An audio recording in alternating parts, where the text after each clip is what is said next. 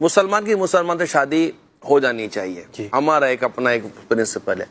لیکن جب آپ کو لگتا ہے نا کہ آپ اپنی کمیونٹی اور برادری سے باہر شادیاں نکاح کر رہے ہیں، تو اس میں یہ مشورہ دیتا ہوں کہ آپ بیٹھ کر پہلے اپنی ایک دوسرے کی طور طریقوں کو، رسم و رواج کو ایک دفعہ انڈرسٹینڈ کر لیں. صحیح سمجھ. مثال کے طور پر شادی میں آپ کے کیا طور طریقے ہیں، تو دلہن کو بلانے یا داماد کو بلانے کے یا کھجانے پہ آپ کے کیا طور طریقے ہیں، دعوتوں کے کیا طور طریقے ہیں.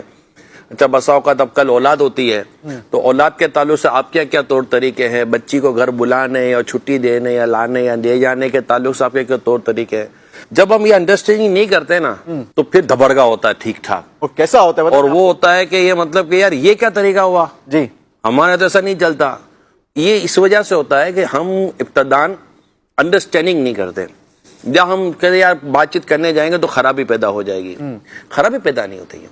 خرابی تب